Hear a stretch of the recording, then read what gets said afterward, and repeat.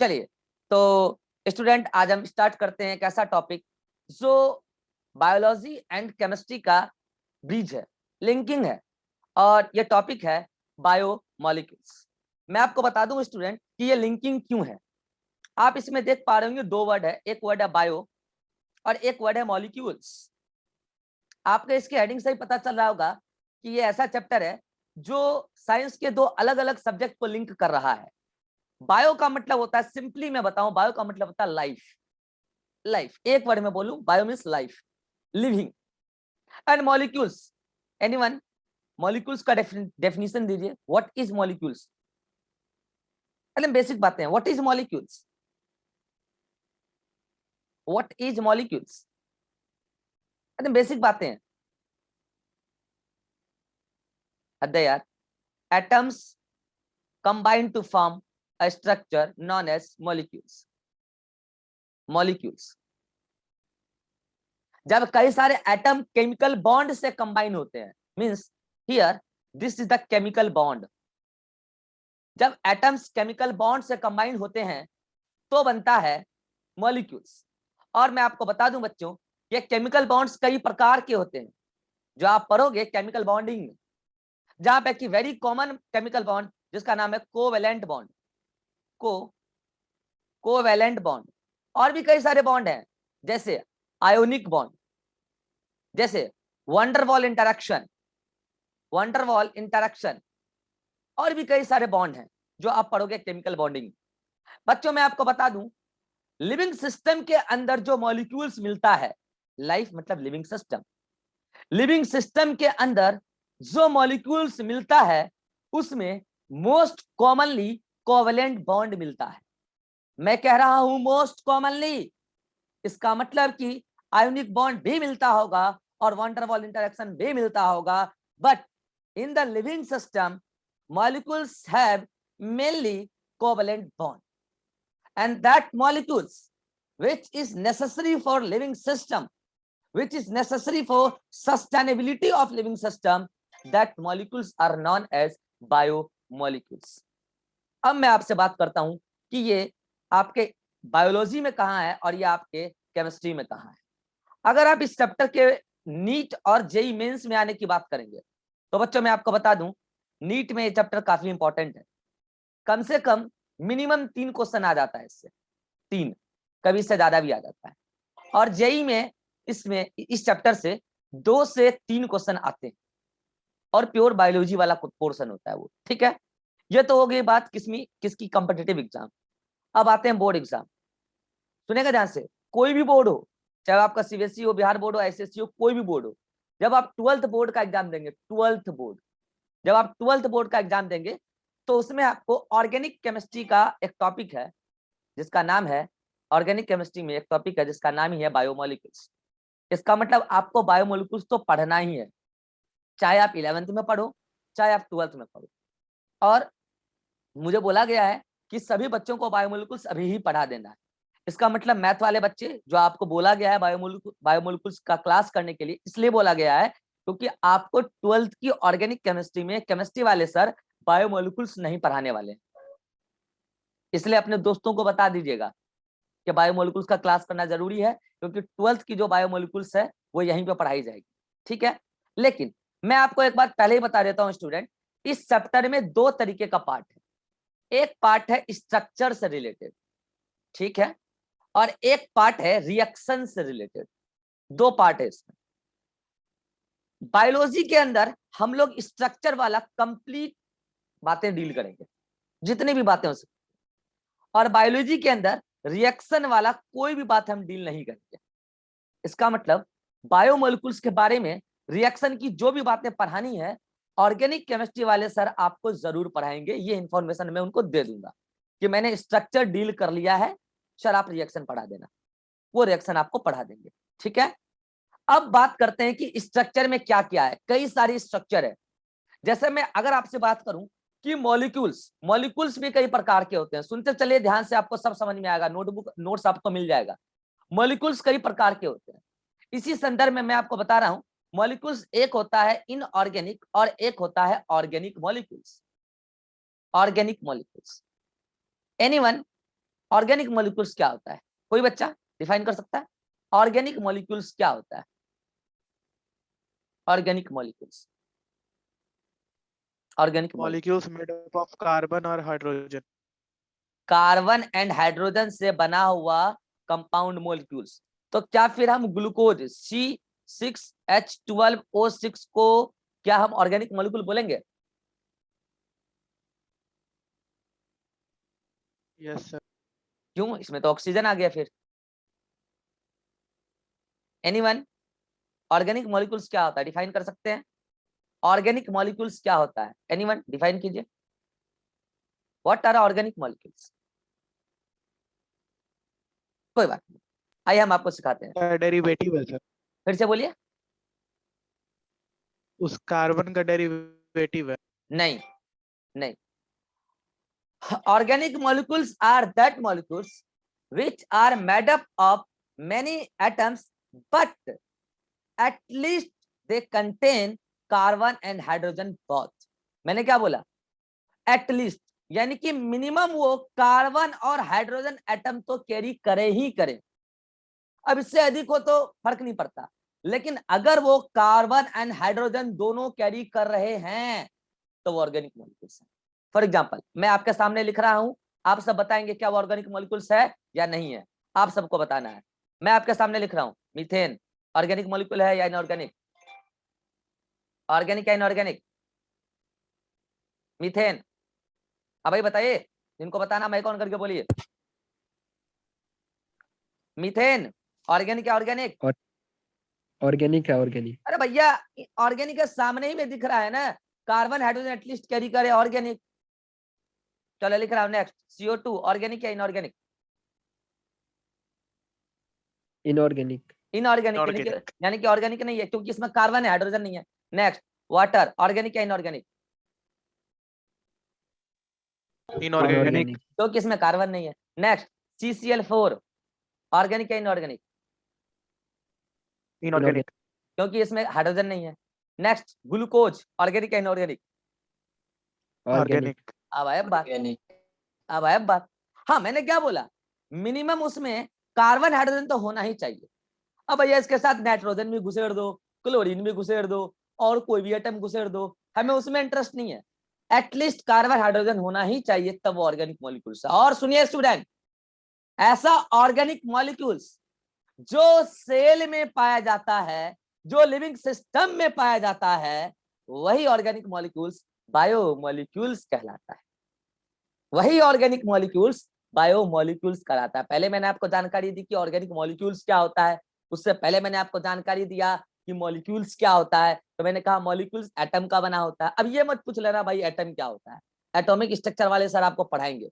Electron, proton, neutron का मिला हुआ कोई कॉम्बिनेशन एटम होता है, और उसके कॉम्बिनेशन से मॉलिक्यूल्स बनते हैं। और जब एटम कंबाइन होते हैं मॉलिक्यूल्स बनाने के लिए, तो कई प्रकार के केमिकल बॉन्ड का फॉर्मेशन होता है। इलेक्ट्रॉन के शेयरिंग से होता है ये काम, और ये शेयरिंग अलग अलग प्रकार का है, इसीलिए केमिकल बॉन्ड अलग अलग प्रकार का है। Covalent bond, ionic bond, wonder wall interaction and many more bond. And living system के अंदर पाए जाने वाले मॉलिक्यूल्स मोस्टली कोवेलेंट बॉन्ड रखते हैं, जहां पर इलेक्ट्रॉन का ऑलमोस्ट इक्वल शेयरिंग होता है दो अलग अलग एटम के बीच में। और ऐसा ऑर्गेनिक मॉलिक्यूल्स जो लिविंग सिस्टम के अंदर पाया जाता है, दैट मींस जो सेल के अंदर पाई जाती है, वो ऑर्गेनिक मॉलिक्यूल्स बायोमॉलिक्यूल्स कहलाते हैं। चूंकि मैंने पहले ही कहा कि अलग अलग टाइप के ऑर्गेनिक मॉलिक्यूल्स हैं, चूंकि अलग अलग प्रकार के बॉन्ड होंगे तो अलग अलग स्ट्रक्चर होगा, इसीलिए सेल में पाए जाने वाले बायोमॉलिक्यूल्स को मेजरली 4 कैटेगरी में डिवाइड कर दिया गया है। मेजरली बोला है, तो वो कौन कौन से स्ट्रक्चर हैं जो बायोमॉलिक्यूल्स की काउंटिंग में आते हैं? तो सुनिएगा ध्यान से, मेजरली बोल रहा हूं मैं, 4 स्ट्रक्चर है। एक तो है लिपिड, एक है प्रोटीन, एक है कार्बोहाइड्रेट, और एक है nucleic acid, that means DNA and RNA। DNA and RNA, ये सारे स्ट्रक्चर, अब इन्हीं में से कुछ मॉडिफाई को प्रोटीन बनते हैं तो कुछ एंजाइम्स बनते हैं, लेकिन यही 4 ब्रॉड कैटेगरी है जो बायोमॉलिक्यूल्स है जो सेल के अंदर पाई जाती है। मुझे पता है आपके मन में डाउट आ रहा होगा, सर है तो सब बायोमोलिकुल से, फिर अलग अलग नाम क्यों? अरे भाई सबका स्ट्रक्चर अलग अलग है, सबकी स्ट्रक्चर अलग अलग, इसीलिए सभी का नाम भी अलग अलग और सभी का फंक्शन भी अलग अलग। रही बात, क्या ये सभी रिएक्शन शो करते हैं? बिल्कुल शो करते हैं। कुछ का रिएक्शन तो आप बायोलॉजी में ही पढ़ोगे। फॉर एग्जांपल, प्रोटीन मॉडिफाई करके एंजाइम बनाता है और एंजाइम की बहुत सारी रिएक्शन। ऐसे ही लिपिड भी मेटाबॉलिक रिएक्शन में भाग लेता है, कार्बोहाइड्रेट भी मेटाबॉलिक रिएक्शन में भाग लेता है, न्यूक्लिक एसिड भी मेटाबॉलिक रिएक्शन में भाग लेता है। गौर नहीं कर पा रहे मैं क्या कह रहा हूं? मेटाबॉलिक रिएक्शन, यानी कि सेल के अंदर ऐसा कोई ना कोई रिएक्शन चल रहा है जहां ये सारे के सारे मॉलिक्यूल्स उस रिएक्शन में इन्वॉल्व हो रहे हैं। वही रिएक्शन को मेटाबॉलिज्म कहते हैं, वही रिएक्शन को मेटाबॉलिज्म कहते हैं। और आज की पूरी लेक्चर में हम लिपिड, प्रोटीन, कार्बोहाइड्रेट और न्यूक्लिक एसिड के स्ट्रक्चर के बारे में चर्चा नहीं करने वाले, इसकी चर्चा करेंगे हम नेक्स्ट क्लास से। और आज की पूरी लेक्चर में हम चर्चा करने वाले हैं concept of metabolism. Concept of metabolism very important. और एनसीईआरटी ने इस कॉन्सेप्ट ऑफ मेटाबॉलिज्म को 2 पेजेस में लिखा है। और अगर किसी टॉपिक को एनसीईआरटी जैसी बुक में 2 पेजेस का जगह मिला है, वो टॉपिक तो अपने आप में इंटरेस्टेड होता है, वो टॉपिक अपने आप में इंपॉर्टेंट होता है। भाई एनसीईआरटी में 2 पेज जगह मिलने का समझ रहे हो मतलब, यानी कि वो काफी इंपॉर्टेंट टॉपिक है। क्वेश्चन आए ना आए, कंसेप्ट वेरी इंपॉर्टेंट होगा। तो आज की पूरी लेक्चर में हम आपसे चर्चा करने वाले हैं कंसेप्ट ऑफ मेटाबॉलिज्म। अभी जस्ट मैंने चैप्टर का इंट्रोडक्शन लिया है, ठीक है? तो मैंने बस यही बताया है कि देखिए बायोमोलिक्यूल्स, केमिस्ट्री और बायोलॉजी दोनों स्टूडेंट को पढ़ना है, क्योंकि आप जानते हैं केमिस्ट्री रिएक्शन को डील करता है और बायोलॉजी लाइफ को डील करता है। और लाइफ मतलब सेल। सेल पढ़ा चुका हूं मैं बायोलॉजी वाले को, मैथ वाले घबराए नहीं, इतना जान लें कि cell is the basic unit of life. Life की सबसे छोटी इकाई सेल होती है और सेल के अंदर ऐसे ऑर्गेनिक मॉलिक्यूल जो उस सेल का स्ट्रक्चर मेंटेन करे एंड देन सेल का फंक्शन मेंटेन करे। दैट मींस उस सेल के स्ट्रक्चर को सपोर्ट करे, उस सेल के फंक्शन को सपोर्ट करे, वही स्ट्रक्चर बायोमोलिक्यूल्स है। और वो 4 प्रकार के होते हैं, lipid, protein, carbohydrate, nucleic acid. और इन सभी का फंक्शन अलग अलग है और ये सब फंक्शन शो करते हैं रिएक्शन में इन्वॉल्व होके। इस रिएक्शन का डिटेल तो हम नहीं पढ़ने वाले हैं। देखिए जो भी बच्चे इधर उधर कर रहे हैं, ये चीज को बंद कीजिए यार। अभी आप नए हैं तो ये इधर उधर आप कर रहे हैं, ठीक है? धीरे धीरे सीख जाएंगे जूम पे क्लास कैसे होता है, ठीक है? कोई नहीं। तो ये जो है 4 अलग अलग स्ट्रक्चर है, lipid, protein, carbohydrate, nucleic acid. हम इसके स्ट्रक्चर के बारे में बात करेंगे नेक्स्ट क्लास से। और आज हम बात करेंगे concept of metabolism. Now we are starting concept of metabolism. आइए अब हम पढ़ते हैं कि मेटाबॉलिज्म क्या होता है। Metabolism and metabolites. Metabolism and metabolites. देखिए आपको नोट्स मिल जाएगा, आप नोट्स के लिए घबराइए मत। इसके बावजूद अगर आप स्क्रीनशॉट लेना चाहते हैं तो आप फ्री हैं, ले लीजिए इसका स्क्रीनशॉट अगर लेना है तो। 1 2 3 क्लिक। चलिए next concept, metabolism and metabolites. देखिए मैंने पहले ही कहा कि मेटाबॉलिज्म एक प्रकार का केमिकल रिएक्शन। क्या है ये? Chemical reaction. लेकिन यह ऐसा रिएक्शन है जो लिविंग सिस्टम के अंदर चलता है, सेल के अंदर चलता है। और जो रिएक्शन सेल के अंदर चलता है उसके आगे वर्ड लगाना चाहिए बायो, क्योंकि बायो का मतलब लिविंग, इसका मतलब metabolism biochemical reaction. Chemical word आया है, केमिकल, इसका मतलब इसमें कोई ना कोई केमिकल इन्वॉल्व होता होगा रिएक्शन में। Those chemical which are involved in biochemical reaction are called as metabolites, are called as metabolites। यानी कि मेटाबोलाइट्स क्या है? अरे वही है जो अभी आप देखिए, प्रोटीन है, लिपिड है, कार्बोहाइड्रेट है, न्यूक्लिक एसिड है, या फिर इन्हीं का डेरिवेटिव। इसका मतलब आपके सेल के अंदर हर वो केमिकल जो मेटाबॉलिज्म में पार्टिसिपेट कर रहा है वो मेटाबोलाइट्स। तो मेटाबोलाइट्स क्या होता है इसके बारे में ज्यादा चर्चा करने से फायदा है नहीं, क्योंकि हम मेटाबोलाइट्स को एक एक करके आगे पढ़ नहीं वाले। आज हम आपसे बात करेंगे मेटाबॉलिज्म के बारे में, एक प्रकार का रिएक्शन। और आप जानते हैं जब रिएक्शन होता है तो सबस्ट्रेट प्रोडक्ट में कन्वर्ट होता है, सबस्ट्रेट प्रोडक्ट में कन्वर्ट होता है। सबस्ट्रेट को ही आप रिएक्टेंट भी कहते हैं, इसी को आप रिएक्टेंट भी कहते हैं, वो प्रोडक्ट में कन्वर्ट होता है। लेकिन क्या रिएक्शन केवल ऐसा ही होता है जहां सबस्ट्रेट प्रोडक्ट में कन्वर्ट हो रहा हो, या फिर रिएक्शन ऐसा भी होता है जहां प्रोडक्ट सबस्ट्रेट में कन्वर्ट हो रहा हो? दोनों ही टाइप के रिएक्शन पॉसिबल है। जब सबस्ट्रेट प्रोडक्ट में कन्वर्ट हो रहा होता है तो आप उसको इन जनरल फॉरवर्ड रिएक्शन कहते हैं, और जब प्रोडक्ट सबस्ट्रेट में कन्वर्ट हो रहा होता है तो आप उसको इन जनरल बैकवर्ड रिएक्शन कहते हैं। बाकी इसके बारे में आप बहुत डिटेल में पढ़ने वाले हैं केमिकल इक्विलिब्रियम में, और इस रिएक्शन की रेट भी डिफर करती है, इसके बारे में आप डिटेल में पढ़ने वाले हैं केमिकल काइनेटिक्स में, जो 12th का फिजिकल केमिस्ट्री में, और केमिकल इक्विलिब्रियम 11th के फिजिकल केमिस्ट्री में।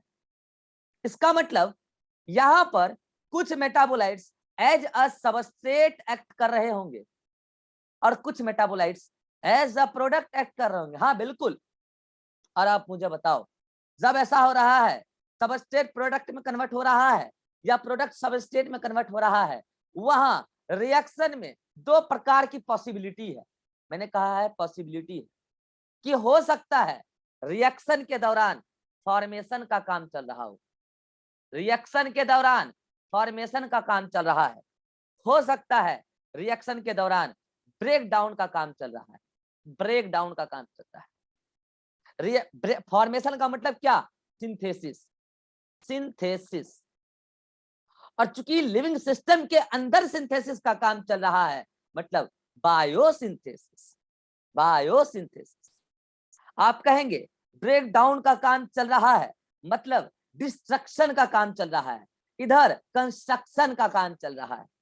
और आप तो जानते हो ना, जब जुड़ने का बात आता है तो छोटी छोटी चीजों को जोड़ जोड़ कर बड़ा बनाया जाता है, और जब तोड़ने की बातें आती है तो बड़े बड़े चीजों को तोड़कर छोटा छोटा चीज प्राप्त किया जाता है। इसका मतलब आज मैं आपसे इस बारे में बात करना चाह रहा हूं कि जब सिंपल कंपाउंड या मॉलिक्यूल कॉम्प्लेक्स कंपाउंड या मॉलिक्यूल में कन्वर्ट हो, कॉम्प्लेक्स कंपाउंड या मॉलिक्यूल में कन्वर्ट हो, तो ऐसा मेटाबॉलिक रिएक्शन कहलाएगा फॉर्मेशन या बायोसिंथेटिक रिएक्शन, और ऐसे मेटाबॉलिक रिएक्शन का नाम है एनाबॉलिज्म, एनाबॉलिज्म। बट जब मैं आपसे बात करूंगा कि बड़े कंपाउंड जहां पर कॉम्प्लेक्स कंपाउंड या मॉलिक्यूल, कॉम्प्लेक्स कंपाउंड या मॉलिक्यूल कन्वर्ट हो रहे हैं सिंपल में, कन्वर्ट हो रहे हैं सिंपल कंपाउंड या मॉलिक्यूल में, तो ये रिएक्शन भी मेटाबॉलिज्म है, क्योंकि लिविंग सिस्टम के अंदर चल रहा है। बट इस रिएक्शन को आप केटाबॉलिज्म के नाम से जानते हैं, केटाबॉलिज्म। यानी कि फॉर्मेशन रिएक्शन ही एनाबॉलिज्म है और ब्रेकडाउन रिएक्शन ही केटाबॉलिज्म। तो आज के बाद जब भी मैं बोलूंगा मेटाबॉलिज्म, तो आपके दिमाग में एनाबॉलिज्म भी आना चाहिए और आपके दिमाग में केटाबॉलिज्म भी आना चाहिए, आपके दिमाग में दोनों ही आना चाहिए, एनाबॉलिज्म भी और केटाबॉलिज्म भी। मगर अगर मैं बोलूं केवल एनाबॉलिज्म, तो आप सोचेंगे अच्छा वहां फॉर्मेशन का काम चल रहा होगा, मतलब वहां छोटे छोटे मॉलिक्यूल असेंबल होके कॉम्प्लेक्स मॉलिक्यूल बना रहे होंगे। और जब मैं बोलूंगा केटाबॉलिज्म, तो आप ऐसा सोचेंगे कि वहां पर कोई बड़ा मॉलिक्यूल सिंपल मॉलिक्यूल में टूट रहा है। एनसीईआरटी बड़ा खूबसूरत एग्जाम्पल देती है, एग्जाम्पल पर चलते हैं।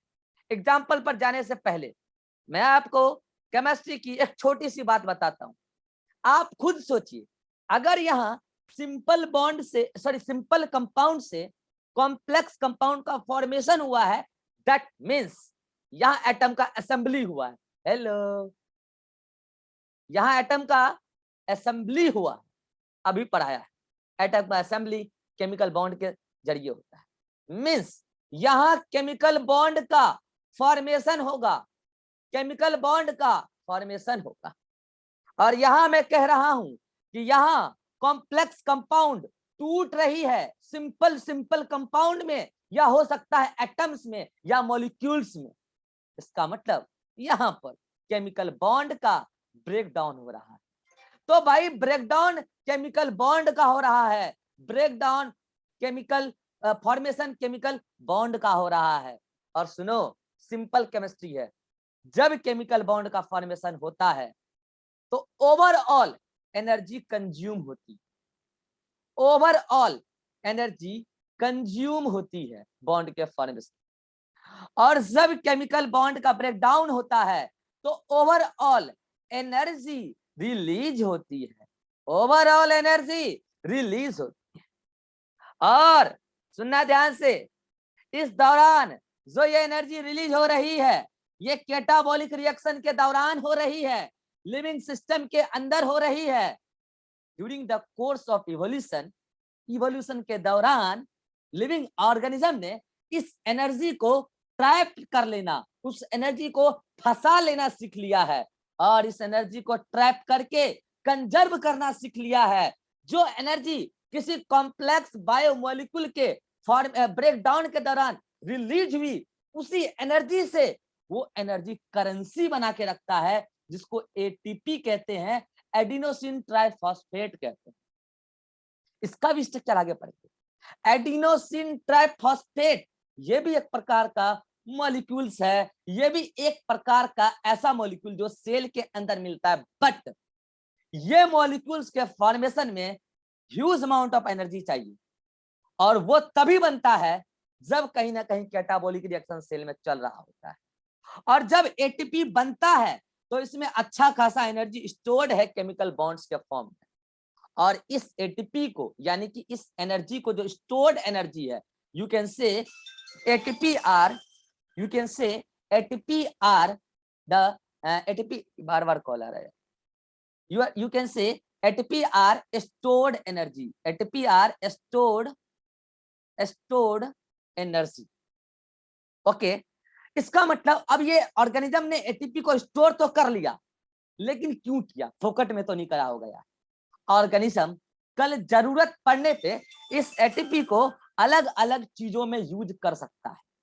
जैसे वो ऑर्गेनिज्म इसको कल अपने बॉडी के हीट बैलेंस में काम में ले सकता है, अपने बॉडी के अंदर सॉल्ट और वाटर का बैलेंसिंग करा सकता है, और इस सॉल्ट और वाटर के बैलेंसिंग को ही कहते हैं ऑस्मोटिक बैलेंस। क्या कहते हैं? Osmotic balance. कल वो ऑस्मोटिक बैलेंस में काम ले सकता है, कल वो इस एटीपी से वर्क डन कर सकता है, वर्क डन कर सकता है, कल वो इस एटीपी से कई सारा फिजिकल वर्क कर सकता है, एंड एटसेट्रा। इस एटीपी का वैरायटी ऑफ यूज है। सबसे मजेदार बात तो ये है कि इसी एटीपी को इधर यूज भी कर सकता है। हेलो हेलो, इधर एनर्जी की रिक्वायरमेंट थी, इधर एनर्जी की रिक्वायरमेंट थी एनाबॉलिज्म में। इसका मतलब आप कहेंगे एनाबॉलिज्म में जो एनर्जी की रिक्वायरमेंट है, उस एनर्जी की रिक्वायरमेंट को कैटाबॉलिज्म फुलफिल करता है। हेलो, एनाबॉलिज्म में जो एनर्जी की रिक्वायरमेंट है, उस एनर्जी की रिक्वायरमेंट को कैटाबॉलिज्म फुलफिल करता है। स्क्रीनशॉट लीजिए, ये मीटिंग एंड होने वाला है, अगले मीटिंग में हम बात को आगे बढ़ते हैं। जल्दी से ले लीजिए स्क्रीनशॉट। मिलते हैं अगले मीटिंग में, फटाफट सभी लोग जुड़ जाएंगे बिना टाइम पास किए। आपका डाउट अगले मीटिंग में हम ले लेंगे।